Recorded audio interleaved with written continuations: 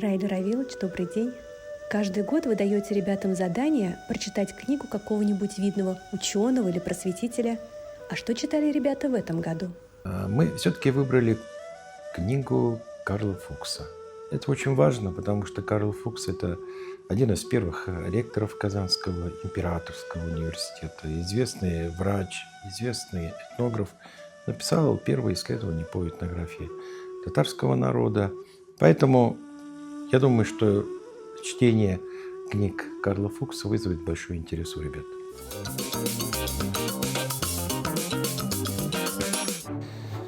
Исамис Харматли Дуслар, здравствуйте, дорогие мои телезрители! Я вас всех приветствую на историко-культурном конкурсе Тархан, организованном Министерством культуры Республики Татарстан. При этом я напоминаю, что победители этого конкурса станут студентами Казанского федерального университета, Института международных отношений, истории и востоковедения. Я с большим удовольствием приглашаю участников сегодняшней игры. Встречайте: Рашид Айбетов, город Ульяновск; Рената Миниханова, город Казань; Алина Гадельшина, город Казань; Владислав Шевелев, город Набережные Челны; Алиса Хасанова, Кукмарский район; и Инзеля Гарипова, Кукмарский район. Добрый день, дорогие ребята, я вас всех рад очень видеть. Вас также рада видеть и жюри, которое присутствует здесь. Итак, члены жюри. Айрат Халич Тухватуллин, наш постоянный эксперт, кандидат исторических наук, доцент кафедры исторического и обществоведческого образования, лучший научный журналист Республики Татарстан 2025 года, Арстан Мансурович Минвалеев, он же главный редактор портала «Миллиард Татар». Ну и, наконец, постоянно наш эксперт Ленар Фергатович Абзалов, кандидат исторических наук, доцент кафедры истории Татарстана Казанского федерального университета. Так, ну что, ребят, готовы вы к игре, да? Да. Вас здесь 6 человек по условиям конкурса. Следующий тур, одну, вторую финала проходит 3 участника. Вы это знаете. Кто из вас мне подскажет, этот год в России годом каким объявлен? Годом единства. Народов России. Вот у меня в связи с этим к вам, ко всем один вопрос. Что все-таки в истории нашего с вами Отечества, нашего государства было самым судьбоносным? Владислав? Могу сказать про то, что именно Великая Отечественная война сыграла роль в истории именно как объединение народов. Да, я тоже так думаю. Инзеля. Победа в Великой Отечественной войне стала таким наиболее важным событием, потому что это событие сплотило народ, и также на территории Казани были эвакуированы более 70 фабрик и предприятий. И кроме того, в Казань была эвакуирована еще Академия наук нашей страны.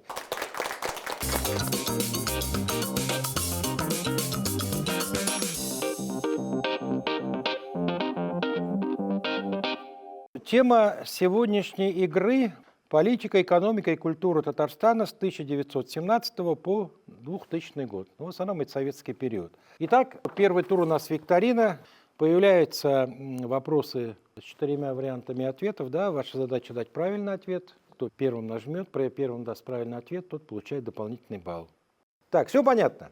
Готовы к игре? Как говорил Гагарин, поехали. Вопрос номер 1. Какую должность занимал Мулланур Вахитов в марте 1918 года? Комиссар по делам Казанской губернии, председатель мусульманской фракции в Государственной Думе, председатель Казанского городского комитета левых эсеров, председатель Центрального мусульманского комиссариата. У нас Алина ответила первой. Какой ответ ты дала? Мулланур Вахитов занимал должность комиссара по делам Казанской губернии. Казанской губернии. А кто такой Мулланур Вахитов? Вообще политический деятель. Крупный политический деятель. В Казани есть ему памятник, да? Где Да. он располагается, знаете? В центре Казани на улице Пушкина. Да. Так, ладно. Рашид, какой ответ дал? Я дал 4-й вариант ответа, председатель Центрального мусульманского комиссариата. Почему? Исходил из знаний. Ну, первый это, по-моему, Молостов, второй... Ну, точно, по-моему, все-таки это 4-й, потому что... Ну, ты, я смотрю, уверенно, Да. в общем, достаточно нажал, знал, то есть, Это да? не левый эсер, это Да, он не состоит Все в понятно, Думе. твоя позиция понятна. Ну, у нас Алиса дольше всех думала. В чем причина твоих размышлений, Алиса? Я И немного какой ответ запут- ты дала? Я выбрала вариант ответа номер 3, потому что помню, что Муланар Вахитов был активным политическим деятелем и думала, что он связан с движением эсеров. Правильный ответ дал Рашид. Действительно, Муланур Вахитов был председателем Центрального мусульманского комиссариата, а Центральный мусульманский комиссариат — это подразделение Наркомнатса, который возглавлял Иосиф Виссарионович Сталин. Правильный ответ дал у нас Рашид. Ну, это единственный правильный ответ. Получает 4 балла. Это самое только начало. Так, переходим ко второму вопросу. В каком году начался перевод татарского алфавита из арабицы на латиницу? 1924, 1928, 1933, 1939. Владислав, ты ответил у нас на этот раз раньше всех. Какой вариант ответа ты выбрал? Я выбрал вариант ответа номер 2. Я исходил из того, что уже в 1929 году латиница использовалась, а в 1939 не подходит, потому что в 1939 перешли уже на кириллицу. Поэтому мне всегда казалось, что переход с арабицы на латиницу где-то 27-28 годы. Поэтому я выбрал вариант ответа номер 2. Логика, да? Рената, какой вариант ответа выбрала? Я выбрала первый вариант ответа. Ну, просто по памяти, вроде 1924 год. Но я не уверена. Но не была уверена. Ну, так бывает, ничего страшного. Инзиля у нас какой вариант ответа выбрала? Я выбрала первый вариант ответа. Я подумала, что перевод начался после образования ТССР в 1920 году, и поэтому То есть выбрала вот первый вариант. образовалась и тут же сразу перевели на... Ну, через 4 года. Ну, тоже логика своя 4 есть. года. Принимается ответ. Айрат Халич, говорите нам, какой правильный ответ. Владислав дал исчерпывающий такой логичный ответ. Перевод из арабицы на латиницу действительно был достаточно долгий процесс. Начался в 27-м, вот, собственно, перевод начался в 28-м, завершился в 29-м. Поэтому и задание было составлено таким образом, чтобы люди, которые знали, ориентировались на конец 20-х годов. Правильно ответили у нас Рашид, Алина, Алиса, Владислав. Так, ну что, дальше переходим. Вопрос номер 3. Кто из перечисленных полководцев командовал 38-й стрелковой дивизией во время обороны Сталинграда? Абсалямов, Булатов, Сафиуллин, Гайфутдинов. Рената, ты какой ответ выбрала? Гайфутдинов. Знала честно? Наугад. Наугад нажала. Ладно, Рашид, ты у нас первым ответил. Ты как думаешь? Но я точно помню, что Гани Сафиуллин, он участвовал в Сталинградской битве. Владислав, ты тоже долго думал? Тоже выбрал третий вариант. Я просто помню фамилию эту, Гани Сафиуллин. Так, ну что, коллеги, кто? 38-й стрелковой дивизией во время обороны Сталинграда командовал Сафиуллин Гани Бекинович. Правильно ответили у нас Рашид, Алина, Владислав и Инзиля. Вопрос номер 4. В каком году было принято постановление Центрального комитета Всесоюзной коммунистической партии большевиков, сокращенно ВКПБ, о состоянии и мерах улучшения массово-политической идеологической работы в татарской партийной организации? Варианты ответов: 1937, 1944, 1949 и 1952. Рашид, какой вариант? Второй, 44 год. Ну, там запрещалось и идогей, и последствием этого постановления было и также утверждение, что Золотая Орда — это не история Татарстана и так далее. Вот. Да, понятно, понятно. Что к этому Владислав может добавить? Я опять же нажал второй вариант, потому что я точно помню, что идогей был запрещен в 1944 году. Угу, понятно. Ну и, наконец, Алиса. Я выбрала первый вариант ответа, потому 37-й. что... Да, 37-й. Так, ну что, тоже разные ответы. Пожалуйста, кто будет комментировать? Правильный ответ — август 1944 года. Надо отметить комментарий Рашида. По сути дела, это постановление установило своего рода негласный запрет на изучение истории и культуры Золотой Орды в Татарской Республике. Правильно ответили Рашид, Алина, Владислав, Инзиля. Так, последний вопрос. В каком году с главного конвейера Камского автомобильного завода в Набережных Челнах сошел первый серийный грузовик, бортовой КАМАЗ-5320? 1961, 1969, 1976, 1982. Первым у нас ответил Владислав. Я не буду его спрашивать, какой он дал ответ, потому что он из Набережных Челнов. И он точно уж было бы стыдно, если бы он этого не знал. Ну вот у нас Рената на этот раз ответила достаточно уверенно. Рената, какой ответ ты дала? В 1976 году. В это время вроде очень важной персоной был Фикрат Табеев, и во время его, ну как так скажем, правления руководство был республики. индустриальный бум, и как раз нефть начали добывать очень обширно, и КАМАЗ тоже начал производиться в новопостроенных городах. Хорошо. Алиса, ты долго думала, это с чем связано, Алиса? Я немного забыла эти даты и ответила по зову сердца. По зову сердца. Что тебе сердце подсказало? Второй вариант ответа — Второй 69. ответ, да, 1969. Ну, нам сердце подсказывает, что Рената права. Это действительно в 1976 году. В этом году исполняется вот как раз 50 лет этому важнейшему событию в истории экономики. Правильно ответили у нас Рената, Алина, Владислав и Инзеляк. Итак, подводим итоги первого тура.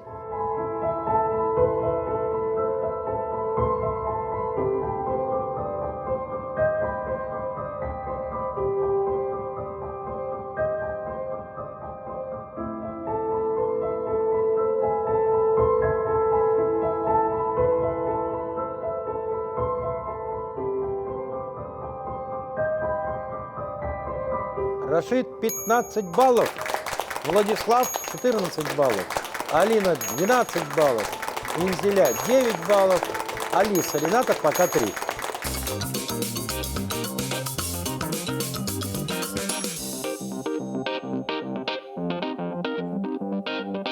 Так, ну что, переходим ко второму туру. Перед вами 4 категории вопросов. Политика, экономика, история, культура. 5 баллов – это простой вопрос, 7 баллов – это посложнее вопрос, ну и 9 баллов – максимально сложный вопрос. Победитель первого тура, а каковым является Рашид, выбирает категорию. Культура 5. Назовите фамилию автора первой татарской оперы «Сания». Его портрет перед вами. Так, Рашид нажал первым. Султан Габяши. Кто это такой был? Расскажи немножко про него. Великий татарский композитор. Представитель блестящей династии татарских деятелей культуры. У него отец выдающийся татарский историк. Как его звали, кто знает? Хасан Гата. Хасан Гата Габяши. А у султана Габяши был сын, известный казанский археолог. Его звали Рустем Габяшев. Мне в свое время посчастливилось с ним в вашем возрасте ездить на археологические исследования. И правильный ответ – это, конечно же, султан Габяши.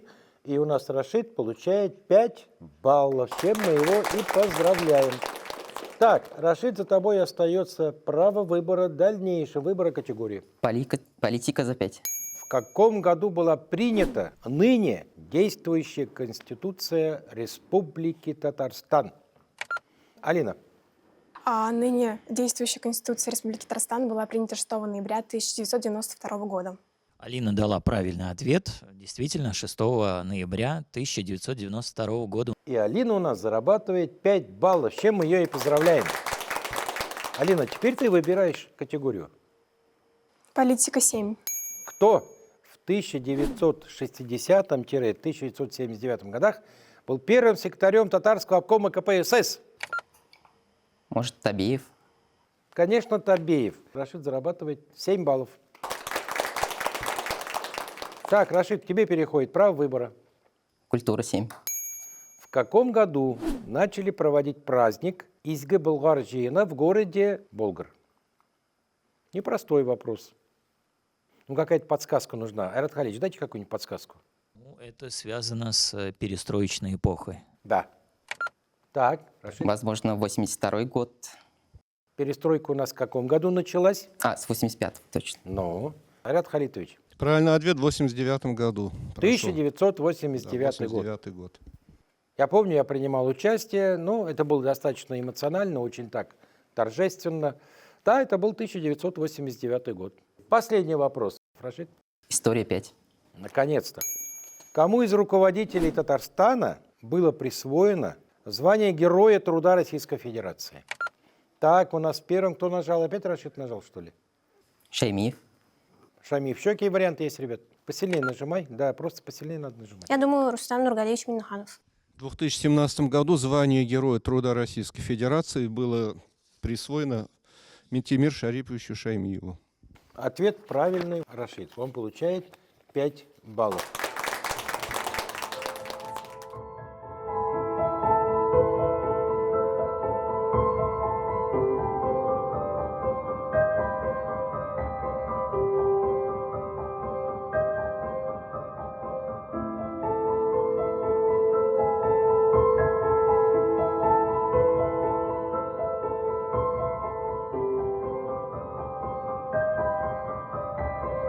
Ну, а лидеры у нас Рашид, у которого 32 балла, Алина 17 баллов, Владислав 14, Инзиля 9, Алиса и Рената пока по 3 балла.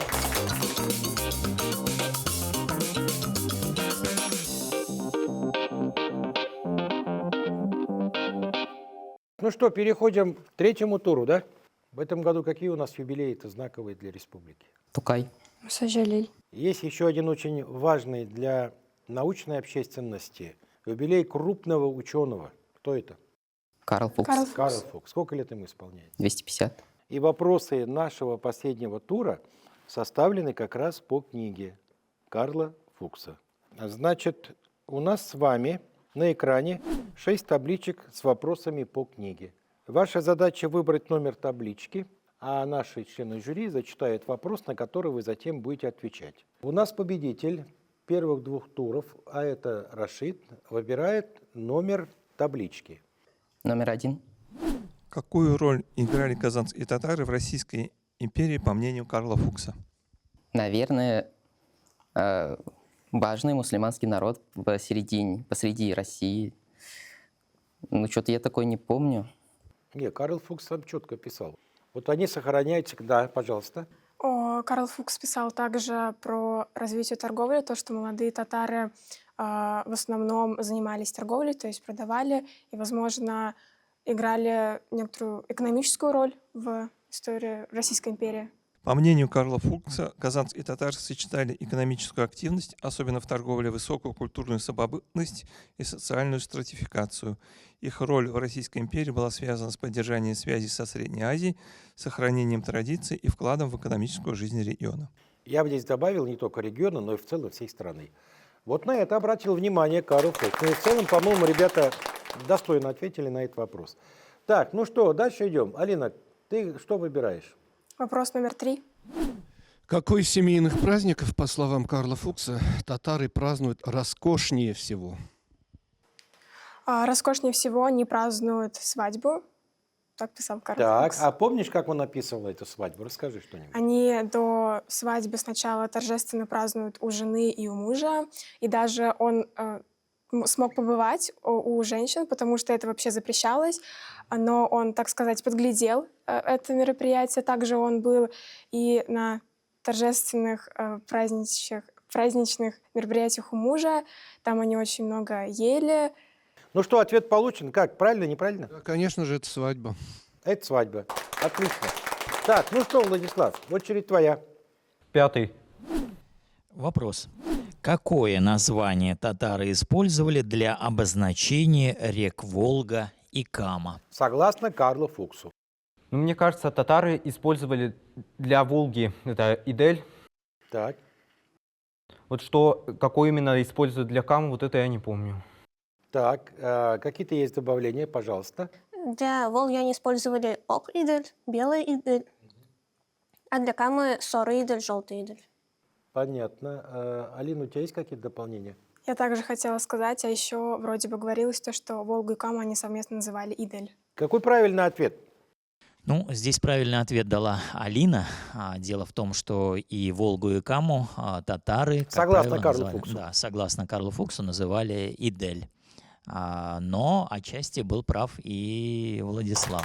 Так, ну что, дальше у нас идет Инзиля. Второй вопрос. Какие экономические трудности, по мнению Карла Фукса, испытывали безлошадные татары? Ну, в плане передвижения, В плане передвижения. Еще? их статус как торговцев, наверное, был ниже. Понятно. Так, у нас Алина первую руку подняла. Что Я думаю, то, что татары также занимались сельскохозяйственной деятельностью, и им нужно было также вспахивать землю, а без лошадей это было труднее, и они нанимали кого-то вспахивать землю. Ну, в принципе, ответ у нас прозвучал. Правильный ответ какой? Карл Фукс упоминал группу безлошадных татар, которые не имели домашнего хозяйства. Они отдавали в наем свою пахотную землю и луга и держали скота.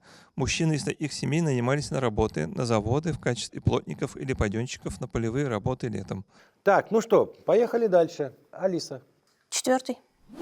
Карл Фукс пишет, что у казанских татар есть 4 праздника. 2 религиозных и 2 народные. Назовите, какие праздники относятся к религиозным, а какие к народным. К религиозным относились Рамазан и Курбан-Байрам, а к народным Сабан и Джин. Джин.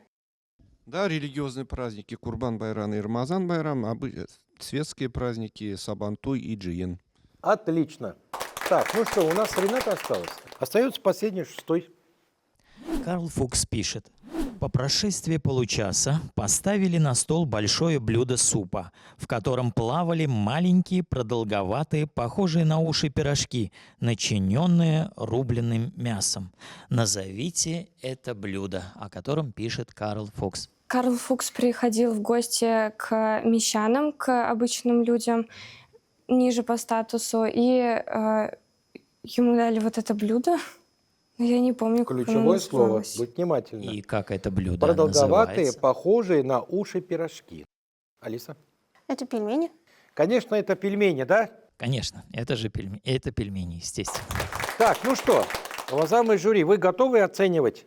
Итак, Рашид 3, 4, 4. Неплохо. Алина 5, 5, 5. Максимальное количество баллов. Владислав 5, 4, 4. Тоже очень достойно. Инзиля 3, 3, 4.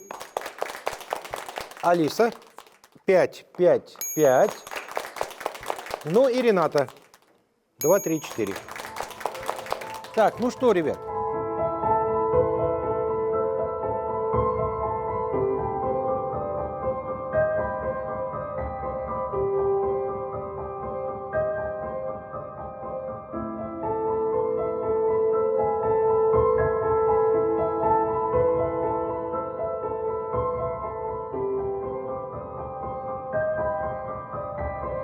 Рената 12 баллов, Алиса 18, Инзиля 19.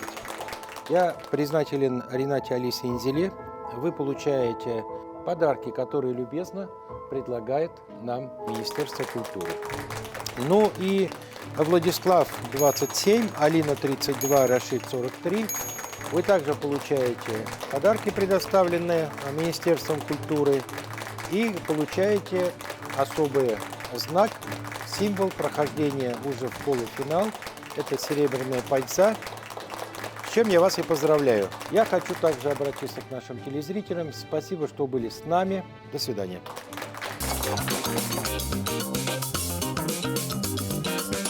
Сложные вопросы были. Не прям такие, которые были именно в учебнике. Ну, по моему мнению. Ну, не получилось вовремя вспомнить нужные даты, нужные знания. Понравилась логика Владислава и Рашида. Наверное, это им помогло победить.